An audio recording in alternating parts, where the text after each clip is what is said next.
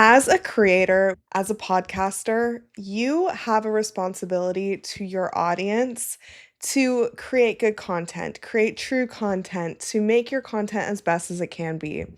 And this is even more true in the world of news. So today, I'm sitting down with Brian Callanan, the host of Seattle News, Views, and Brews, a podcast that's been delivering weekly updates on Seattle's political landscape for 7 years. Brian brings over 30 years of journalism experience. And in this episode, he pulls back the curtains on what it really takes to create a podcast that people trust. We'll talk about research that goes into the episodes, how he stays objective, and why authenticity matters more than a perfect setup when you're starting out.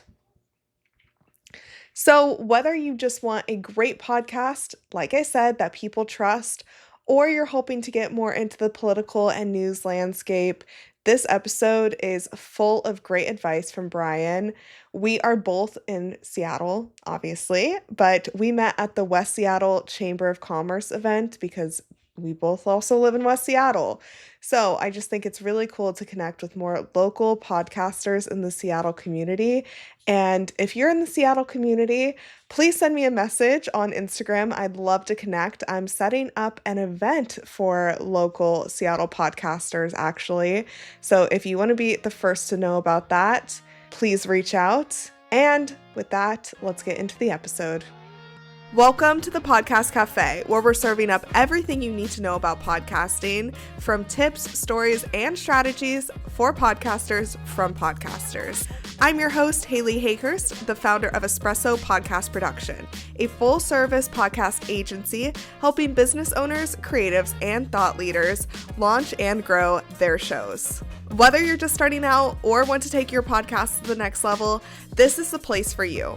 Each week, we'll dive into practical tips, actionable strategies, and of course, stories from other podcasters so that you can build up a podcast that you love and that works for your business.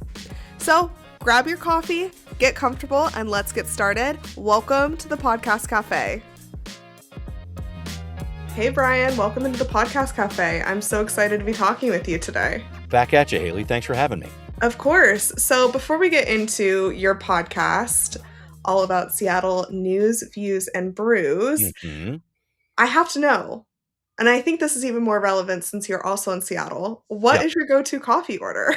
Ooh, man, this is going to throw a bunch of people off, but I am actually a tea guy. I do not drink coffee, crazy enough, but I love a good cup of tea. I'm a sucker for just about anything Earl Grey related, so London Fogs are definitely right up my alley. That's my go-to if I need that little bit of an extra sugar kick to make it happen. Okay, I love it. I love it. Yep. I do have some tea drinkers on the show. Occasionally, you slip Full through disclosure, the important to let that out. Yes. you slip through the coffee Right. qualification, but I'm really excited to be talking with you today because you have such a cool podcast. So, like I said, it's called Seattle News, Views, and Brews, which is such a great name for such a great podcast. Yeah. I would love to hear about why you decided this podcast needed to come to life in the first Yeah. place. And I appreciate you asking about this, Haley, because it's a podcast that actually covers some of the very local civic public affairs events that are going on in Seattle, like what's going on with the city council, what's going on with the mayor's office, what decisions are happening that are affecting people's lives. So I've always approached the podcast in that way. My work, just for some background here, is as a TV host and producer for the Seattle channel, which is the city's TV station. And on that station, I do a show called City Inside Out, in which I will convene guests such as people who are candidates for certain jobs. Like I had both mayoral candidates in not too long ago, talked to them, had the different city council candidates in, or the different city attorney candidates come in. So a lot of my work is interfacing with these people who are making some pretty big decisions about what happens in the city and in our area here. And then I also do some other shows too. I also do some different shows too that have some different public affairs aspects to them, such as bringing on a couple of different experts to talk about this millionaire's tax that's been debated down at the state level and in Olympia. Should we be taxing people above a certain level, making this income, et cetera? So I think I'm really doing some really cool work that is involved in a lot with, again, things that affect people's lives in a big way. I use this podcast as kind of a weekly update to keep people just sort of abreast of what's going on with city news, sometimes county and state news too, but really trying to hyper focus everything that I do on what's happening in Seattle, and that's where my listeners are really tuning in, and I think they get something really good out of this. I think it's a good podcast, and I appreciate that I've been able to do it for I'm in the 7th year of it right now, actually, doing it every Wow. week, which, as you know, can be a little bit of a grind, but I love doing it. Yeah. Yeah, yeah. And your background definitely gets you these connections with some really cool people. Mm. How do you get them from, your world to the Yeah. podcast? Yeah, that's a good question. So, a lot of times during the week on the everyday type of stuff, I'm talking with a guy by the name of David Croman. He's my co-host on the show. He's a reporter for the Seattle Times, the City Hall reporter, really bright guy. So I had actually talked with him a few times before on the Seattle channel when we had things like a journalist panel or something like that, where we're talking with a number of different people who cover the news locally and said, okay, what's the biggest event going on this week or this month, or maybe like a year in review type of a show. So I've done that and worked with David many times in the past. And then after a while, I said, hey, would you join me for this podcast? And he ended up doing that a few years ago. I launched the podcast back in 2020 with a friend of mine by the name Mhm. of Kevin Schofield, who still writes for Post Alley, but he had a really great website called Seattle City Council Insight, where he was taking a very granular view of what was going on at the city council and trying to break down all those details. And again, I know that people can look at city or local government and their eyes start glazing over, Haley, but I just think it's really important to take this news in, to try to express it in such a way that people can get something out of it. I can try to relate to that kind of bottom line of like, okay, how does this affect me? What Yeah, is this policy about building new shelter beds in Seattle? What's that going to look like for me? How's that going to affect my neighborhood? So yeah. these are the types of things that I'm covering, and I think people get a lot of value out of it. I think so too. A lot of the shows that I work on are more entertainment shows, and this Sure. is definitely more like people are listening to learn. People are Yeah. listening to, get new information, can share the episode. So I think there is a certain type of responsibility that comes with a podcast like this. Yeah. What does the research look like, and how do you balance that responsibility? There's a lot going on there. And I got to say, Haley, I think people learn a lot from your podcast too, because there's a lot of important stuff going on out there and informing people about what's going on from an entertainment perspective or a Mhm. news perspective. I think people are looking for a lot of new information, and podcasts are the way they're getting it. Yeah, So my work involves several hours of research before my half-hour show each week. So what I'll end up doing is looking through the different current events of the upcoming week. I try to look at it. I try to do this in a way that it's forward looking here. So I'll look at some of the events that are going on the city council agenda, let's say, for the city of Seattle and say, oh, wait a minute. They're making a big decision here on Friday to actually reverse a decision they made last year about building affordable housing down in the Soto neighborhood of South Seattle. What's that all about? So I'll bring that up. We have a few details on it, and I'll talk to my co-host David about it generally and say, hey, what's going on with this, and why is the city council doing these different things to reverse something along those lines? At any rate, the backstory on the research is I'll look at those different stories. I'll determine basically my 5 top stories of the week. I'll send that list to David and say, hey, make sure you're all boned up on these because we're going to be mhm, talking about this stuff. And then at that point, I really do go into the research of the backstory on all those different pieces that I'm putting together there. Who has said something about it? Who are the different opposing voices going on there? And I try to lay that out in my stories that I'm telling people on my podcast about, hey, here's a big story that could impact you. Here's what different points of view are saying about it. I'll ask David for some perspective on it as well. And generally, we can get through those different topics in such a way that, yeah, we're able to, I don't know, spend about, it'll be in between 7 or 8 minutes, a little bit less than that for each topic there. But that is able to dive deep enough, I think, that we can provide some good perspective on it. The other part of the research that I do is actually researching through different public meetings that are going on. And I'll mine those meetings, if you will. I'll dig in there and get some different sound bites that I can use in my shows as well. So that involves, as you might imagine, quite a bit of research yeah, because I'll be looking at not an old, it's usually just a couple days old tops. I'll look at something like a YouTube video of something on Seattle channel, for example. I'll click on that transcript and I'll say, okay, where's a good sound bite? Oh, there's one right there. I'll go back, I'll go to the YouTube, I'll end up going to Seattle channel, downloading it, editing out that soundbite and things yeah. like that. So those are kind of the backstory type of things that are going on behind the scenes for me that do involve a lot of extra work. I try to involve at least 2 sound bites per show in terms of things that have happened in the past week. and then I'll usually have a soundbite on a story segment that we call What's Next, so I can try to draw people ahead on what's going on that week. So there's the research of just kind of looking up who and what, when, where, and then there's also the additional logistic work of just trying to look up these different videos or audio sources where I can draw sound bites from, and that actually does take a lot of work, and that's an important thing to think about. Oh, yeah, yeah. I mean, you're better than me because if I have to put a sound bite into a episode, I literally take my phone, I put it next to the computer, I make a voice memo, and I Yeah, plug it in, mhm. like, There's there's more than one no way to do it. downloading. Yeah, there's definitely more than one way to do it, but I have a background in TV news that stretches back a number of years. I've been doing this type of work for more than 30 years now, Haley, and so it's one of those types of things where I can listen to a meeting and I can hear those sound bites pop, and I know that you can do it too, but I found that in between listening to these different meetings and actually finding a different way or looking through a transcript as well, I can get the work done a little more quickly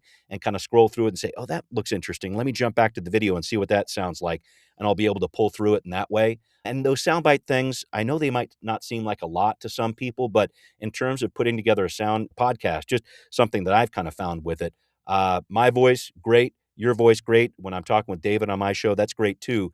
But to have some other voices help break things up, I think that's important for a Yeah, listener.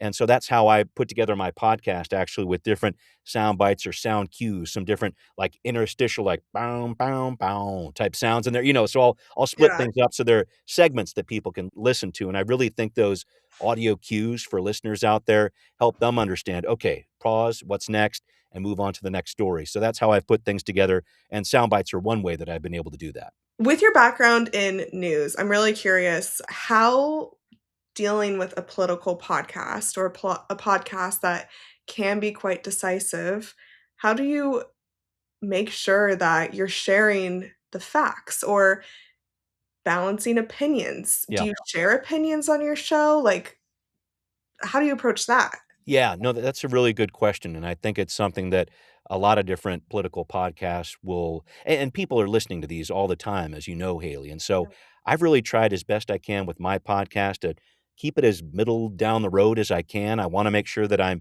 inviting in different opinions from a all sides of the aisle here, if you will, to figure out, okay, who opposes this, who doesn't, who is in support of this, what are their motivations for doing things like that. And so when I get into an issue, I really do try to come at it in a comprehensive way. And so I think it's just kind of the journalist in me that's saying, all right, what are the pros and cons here for each of these different stories? And I try not to give any of them additional weight or anything along those lines. One example is, and this happens a lot with kind of the labeling of different candidates that come through. I think a lot of people, when Mayor Katie Wilson was elected, mayor of Seattle, not too long ago, there was this hue and cry of like, oh my goodness, she's a socialist and watch out what's going to happen.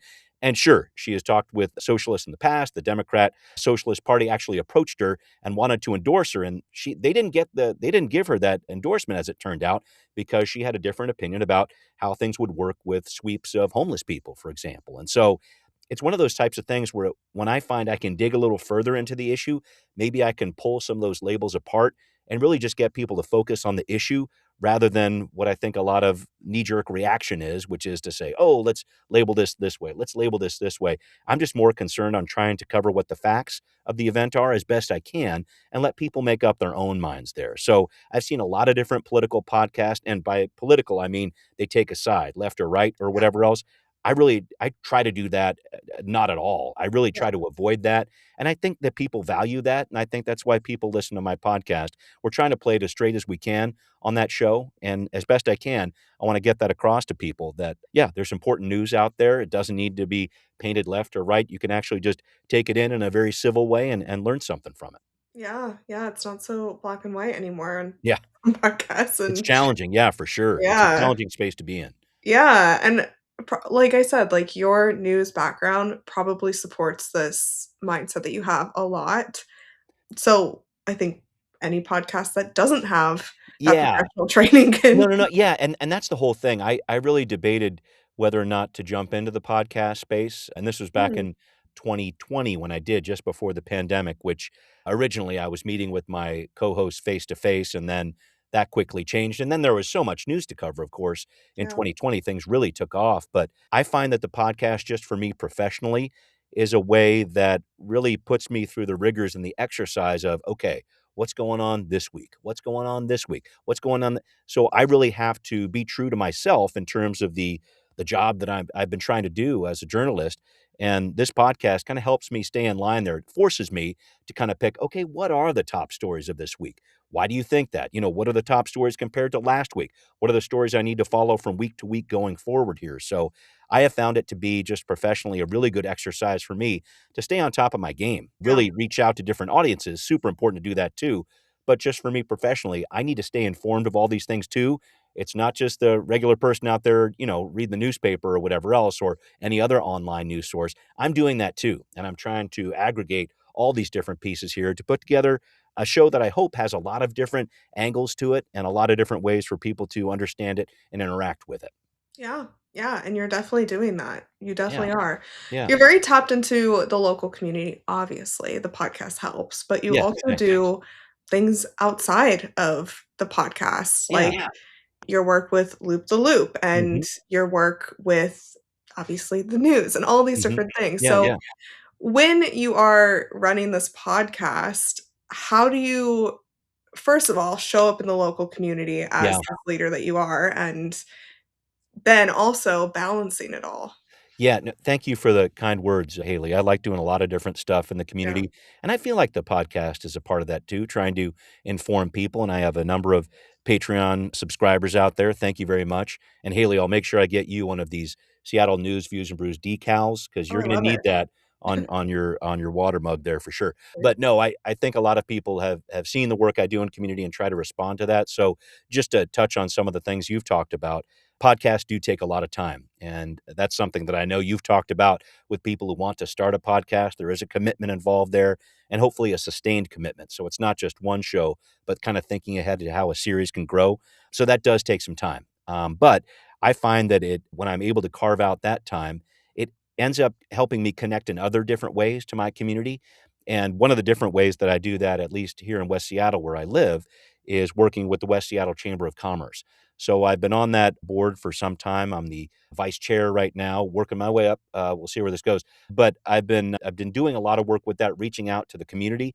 And a lot of times in that outreach, I'm hearing the different concerns and problems that people have when it comes to these different news issues like public safety or homelessness or things of that nature. So it's a great way to reach out and kind of keep your finger on the pulse in that way. But it's also just important for me to give in that way. It's a volunteer organization, as you know, and I know you're a part of it too. But in doing that, I'm feeling that I'm making a deeper connection with people in my community as well. And so that was a big part of I created this event, and you mentioned it a second ago, called Loop the Loop, which is a fundraiser for Our Lady of Guadalupe in West Seattle, right in the High Point neighborhood at 34th and Myrtle. And a number of fundraisers have happened there over the years, but we decided to put together it's an obstacle course 5K that happens in the park just across the street from the church, just kitty corner from it, down at Walt Hundley Playfield. And it's super fun. People are crawling through mud pits and over walls and all kinds of stuff. And so I really found that in doing that, you could call it just a fundraiser, but it really is a community builder, I think, more than anything else. And so I have found that in doing that work and reaching out to different chamber members who have been very gracious and very generous in terms of giving and sponsoring and helping spread the word about it too. Thank you very much for that part, Haley. I think it's one of those things where you can help build up a community around an event in that way that's really positive because we get people from all walks of life. And I mean it. We have people from age 3 to 93 doing this event. Some of them are just walking. We have a flat walk event for some of them. Some of them are just kids and their parents help them out and things like that. But I think the through line for me in terms of the way I work and the way I try to operate outside of what work is just this idea of connecting with community and trying to be of service in the Yeah. community too. So I think that's what a podcast can be or what it should be, I hope at the end of the day, and what a person can be too in terms Yeah. of how they work and how they operate in a community. If you can bring those things a little closer together, I have found, then the work doesn't feel as much like work. It just feels like you're connecting with people and helping them connect with each other. So that's Yeah. one way to look at it for sure. Yeah. I agree. I agree. No, it's really cool. Back to jumping back a little bit to the responsibility of podcasters. I am so curious to hear your opinion on this. Okay. What prerequisites, we'll call it, do you think someone needs before they can start a podcast Yeah. like yours or like any of the other shows that might be more educational Sure. or, news? I don't think I've ever had a person on the podcast who has a political podcast, so that's why I'm Yeah. looking for your perspective here. All right. No, I appreciate you asking, and I guess I should point out too, this is the main podcast I do, Seattle News, Views, and Yeah. Brews, but I also work as a contractor with a group called the Fulcrum Foundation, Mhm. which helps Catholic schools all around our area, including Our Lady of Guadalupe, with extra training for teachers, some funding when they need it for different projects, and I've been working on a podcast with them called The Fulcrum Point, where I'm talking about Catholic education in the community too. I guess what I would say when it comes to this type of work with this podcast or the Fulcrum Point or any of the other ones that people might be considering out there, I think that general idea of authenticity needs to be there from the get-go, because if you're trying to come across as a news reporter who does all this type of work, and if you're not actually doing that, if you don't Mm. actually have that background, it's gonna come across, and people, I don't think are necessarily gonna tune in to a podcast like that. I really think that's true. So, in terms of how people get something like this started, I don't want people to be scared of it because it's a really cool process jumping in and doing this type of thing. And I will say the energy to start it is a little different from the energy to sustain it, but that's a whole other discussion here. But Yeah. I think just to start it, you're looking for something that is authentic to you. I mean, what do you believe in? What makes you really excited? What is something that you could talk about for hours with people? What is something that really drives you? And if you can find that topic, which isn't always easy to do, but if you can kind of whittle away some of the different things that are going on in your life that might seem a little crazy and say, you know what? I am really devoted to this idea. I think it's really important to me. I want to do a podcast about this. If you can find that topic that aligns with who you are as an authentic person, I think you got something. And those different episodes or what guest do I get, the rest of that stuff is going to fall into place. I really do think so. Yeah. If that baseline of authenticity, if you can establish that from the get-go, I think the rest of it, like I say, it just really falls into place. And you can put these podcasts together in such a way that you're going to have great shows and people are going to listen to them because they can hear the authenticity in your voice and how you present yourself. Yeah, yeah, I agree with you on that. I think to the point of sustainability, Mm, if anyone is picking a podcast that they don't know a lot about, the research that's gonna have to go into it is killer, yeah, right? And you mentioned you do hours of research yeah. before your 30-minute show, but it sounds like something that you're passionate about. Yeah, So and it yeah. works. Yeah, no, it's true, and to be honest, it's a lot of the stuff that I'm doing for work for my quote unquote real job anyway. Yeah, So it falls into place a lot of times. right. Sometimes I'm expanding on those issues that I'm covering at work, but generally, I'm doing a story about, hey, we're covering this thing called the millionaire's tax. Should I work that into the podcast? You better believe I will. And Yeah, then because I think people will kind of pick up on that as they're going along. But yeah, so I think that extra research is important though, because it's not just looking up different articles and looking at different sources. It's also the writing of it and trying to whittle down your writing in such a way that it comes across as concise and clear. That's super important to me as well. I do like the conversational nature of a podcast for sure. I try to interject often when I'm talking with David here, but sometimes the connection isn't as great as I'd like. So there's a few little audio blips and blops back and forth there. But I will say, I think what really turns me on about podcasts is the fact that you can bring these different elements of your life into something that's a really cool and really engaging communication platform, I guess. And in doing so, you can bring a lot of people kind of into the tent, as it were, and sort of through the different research that you're doing, hopefully break something down into something that is really digestible and yeah, something that people really want to take in. And yeah, it's a super important part of it. The whole research part is something that I do naturally in my work. I do have to do a little bit extra and definitely more writing to do the podcast and put sure. it together, but it's kind of a natural, I guess, outgrowth of what I'm doing already. Yeah, yeah. Do you use AI in any part of the podcast, or is it truly just, like, research and You can't spell Brian without AI. you Let's can't just spell say Haley without AI I either. know, it's crazy. It's all around us, isn't it? No, it's one of those things where it's pretty rare that I do that in terms of the actual writing. Will I get some help in terms of tracking down, find me a soundbite about, Sure. the millionaire's tax or something like that. I'll do some searches in that way so I can try to get out of maybe the usual lanes that I'm used to in terms of where I'll source my material or what have you. With the writing, that's generally me. With some of that back research on, where can I find this piece of information and things of that nature. I am absolutely a novice when it comes to AI, but that's generally where it starts to come into my game is Okay. is through that piece of it. I'm not ready to let go on the writing piece of it yet, Haley. I like doing that too much, and I'm not ready to let AI take over there just yet. I think that's a very responsible way to use AI, especially in something that people are coming to learn so Yeah, much on. And I mean, we all know a lot of people don't even research into politics or local yeah, politics specifically. I feel like we hear less about. yeah. So the work that you're doing is very important That's cool. for Can show. I ask you, how do you use AI, Haley? Is that part of your world, or how does that work? Yeah, I do use AI for some show note writing. I don't really use it for podcast planning or anything like that.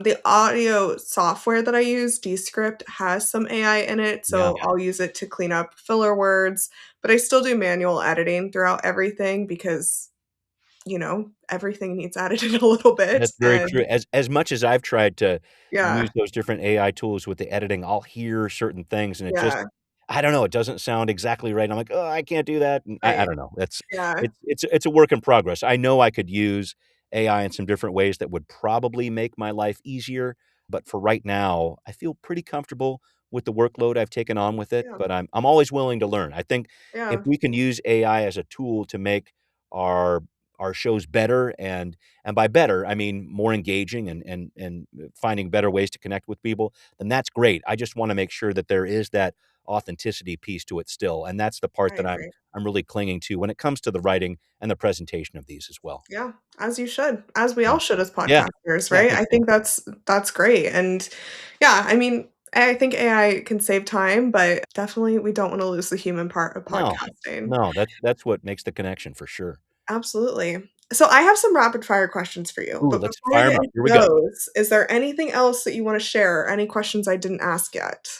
Oh boy. The toughest part of doing a podcast? Can I throw that one out there? Absolutely. I think that that one for me is just making sure that I'm staying on top of things from week to week. Because once you establish a certain cadence for a podcast, I'm not saying you can't change it, but people start to have expectations about when your podcast is coming out, and Yeah. so that part of it, that deadline piece of it, definitely something I'm used to from my time in news and Mhm. continue to be doing in my work in news, but also one of those things that can get you. You really have to keep an eye on your time and just planning from week to week and making sure that I'm able to hit that deadline on Wednesday morning to release these things is that's probably the biggest challenge for me is just kind of keeping up with that. It's got to happen right now type of a situation, that deadline piece of it. 100%. Yeah, Yeah. no, that can definitely be challenging, but Mhm. that's yeah, as long as you have the systems in place. I've been talking about that a lot on my social media and my email Important. list recently of just, like,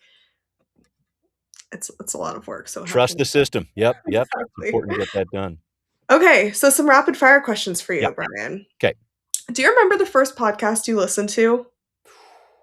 Man, I think it was An American Life. I think I was Okay, listening to some NPR work there, and I yeah, I just that type of work is so head and shoulders above and beyond the type of thing that I'm doing, but I just find that is such a it's gripping. It's really good stories out there, and if you do stories right, even, stuff that's political or whatever else, as I've learned in my news world, in my business there, stories are always about people, and if you can keep that focus there and really make that connection, I think people will listen. So mhm. stories are about people, and American life is something that I definitely think of there.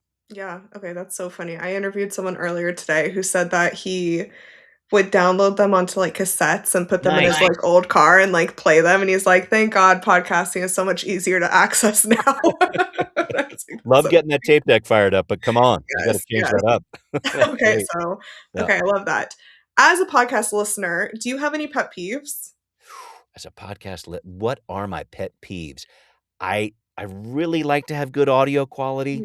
Mhm. And when I hear someone talking from way over here, and it's like, "No, no, no, no, no. Yeah, Let's figure out the microphone here, people. Let's get this together." yeah. So, I think having it doesn't need to be perfect, and I don't mean to scare people away from doing this, but there are ways you can really step up your game for not a lot of ton of money, Yeah, not a ton of money that you can, I think, make something of such a higher quality, and that's what separates, I think, the pros from people who are not pros on this kind of thing. So, I'm glad that you're helping people do yeah, that kind of work. I always try to counsel people when they're asking me about starting a podcast. It doesn't have to be a lot, but there are ways that you can invest to make yourself just sound better, because if it's all about that oral, AURAL, oral medium, then you really need to make sure that you're doing something that is quality, because that's just gonna get to people in a much more effective way. totally. And for anyone watching on video or seeing a clip of this, like your studio is great. Soundproof, It great audio, great. Yeah, I always tell people this is the little padded room I'd always end up in, so here I am. But yeah, I use an Better audio. than the alternative, right? That's right, I use an Audio-Technica mic that I've used for many years that's great, and I've Mhm. the audio baffling on the inside of my little studio here, but it's not a big thing. It's literally a 4 by 6 closet that I've set up in my house, but it does the job, and, it does great work, actually, and Yeah, so I do my podcasting work here as well as some audiobook recording here. That's another thing I use this studio for. very cool, very Yeah. cool. Okay, awesome. Do you listen to podcasts currently? Like, do you recommend any? I I don't listen to a ton of them, Haley. The one that I probably key in on the most is Seattle Nice. It's put together by Erica C. Barnett and Sandeep Kaushik, who are writers and political voices, or who cover a lot of the different political events here in town, and they do a great job at that, and I love that podcast because it really gets in deep with some different guests. I bring in guests on my show too sometimes, but they really go in deep with different guests like the mayor or like the head of the regional homelessness authority, things of that nature, where you can really get a deep dive understanding of these important local events. I kinda nerd out about that, I know. I'm talking about local politics stuff, but they do a really good job of covering different events of the week and asking some important, incisive questions of our public leaders, because I think that's an important thing to do too. It's just part of my job to do that. Or that's the way I see my job. And so I think that if I'm able to do that in a podcast, then all the better. That's what people are Yeah, hoping to do. They don't necessarily have the time to be banging on their council member's door or whatever else. But if I can ask those questions or bring up some of those concerns, I think that's part of my job as a podcaster. And Seattle Nice does a very good job of that. yeah, I agree with you. I agree with you. Cool. I will put that one in the show notes for sure. 2 last questions for you, Yeah. and you might have already answered this one a little bit, but Okay. what is one thing you wish more people knew about podcasting? Mm. I guess what I wish more people knew about podcasting, and I realize I'm not giving rapid answers to your rapid fire I'm question, not so like a I rapid fire person either. okay, We're okay. podcasters, we're talkers, I you know, it's the way it know? goes. No, I guess with when it comes to something I wish more people knew is just the amount of work that does go into it on a weekly basis, and that Mhm. whole idea of sustainability, just kinda jumping back on that. It's one thing to have an idea about a podcast, and I've met, as you have, hundreds of people who wanna get something started, and, I think I read this in one of your very recent newsletters, Haley. There's a lot Yeah. of ways to kinda stop yourself from doing something like this. You really should just go for it, that's for sure, but when you do, it's not too difficult. It's a little bit of an extra step, but it's not too difficult to have that plan in mind. Okay, what is my first episode? How about my second, third, fourth? At least plan a little bit ahead so you Mhm. can give yourself some momentum going forward, because it's just like, trying to do that workout routine on New Year's Day and then you do it once or twice and then you give up on it. Having that plan about how you're going to move ahead and do it in a consistent way, I think is super important. I think a lot of people who want to jump into podcasting think it's all about flipping the switch and hitting record, and there are so many things that need to happen before then that, I mean, people who do wanna start these things, you will thank me later. The research you put in beforehand makes the flipping of the switch and hitting record a heck of a lot easier when you do it, because you don't wanna be scrambling when it's recording time. That's the whole thing, and so that research and that planning, I think, is something that I wish more people knew about when they thought about podcasts and how they're put together. Totally. Yeah, that's great. Last question Yeah. is, what is the most surprising thing that podcasting has taught you about yourself? Ooh, man. That I am a very deadline-driven person. Mhm. I think it's part of my news background for sure. I've maybe you've heard the quote sometime, you get into a different industry thinking that you're gonna make some big changes to it, but then you're in there for a little while and the industry starts making changes to you too. So I think that's really valid in terms of the way that I am very deadline driven. I have to be on the show to kind of fit it into my work week or what have you. But those deadlines are something that I have really taken to heart to the point where, and this is, my wife will want to kill me in talking about this, but it's like, no, we don't need to leave just yet. It's going to take us 13 and a half minutes to get to the airport. We don't need to leave for like another 3.5 minutes. So it's things of that nature where Yeah, I think I can get so focused on a yeah, deadline that sometimes I don't give myself maybe that extra 5 minutes that I might need out there. So I will say I love deadlines and they're a big part of my life, but I guess I could take a step back from them sometimes. I have learned, certainly in the world of podcasting, when you're kinda, at least with me on a weekly basis, yeah, when I'm really jamming through it, that whole concept of deadlines and how I run my life can leak into other ways too that can make for some different social challenges. So I guess I'll yeah. just put it that way. Oh, I mean, yeah, yours is very timely, weekly. I mean, with my podcast, this interview could air in a year and still be relevant, I right? I So I think it's gonna be not only relevant, but awesome, Haley. That's I that's that's what I'm thinking. agree. Yeah. All right. Well, Brian, I have loved this conversation. I think you shared such great advice for anyone who wants to start a podcast that's more timely or political. And I think just the conversation around the responsibility is something that every podcaster needs to hear. So thank you so much for joining me today. Oh, thanks for having me, Haley. I really appreciate being with you. Of course. And I'll put the links to your podcast, your LinkedIn, and Loop the Loop in the show notes. Sounds great. Thanks. Thank you so much for joining me in the Podcast Cafe. I hope you're leaving with fresh ideas and inspiration to take your podcast to the next level. Remember, podcasting is a journey and you don't have to do it alone. I'm here to help you every step of the way. Let's connect. Be sure you follow me on Instagram at Espresso Podcast Production or visit espressopodcastproduction.com for more tips, resources, and behind the scenes insights. I'd love to hear about your podcasting journey. If you've enjoyed today's episode, make sure you hit subscribe so you never miss an episode. And if you're feeling extra generous, I'd love it if you could leave me a review on Apple Podcasts or Spotify. It helps more podcasters just like you find the show. Until next time, grab your coffee, keep creating, and I'll see you back here in the Podcast Cafe.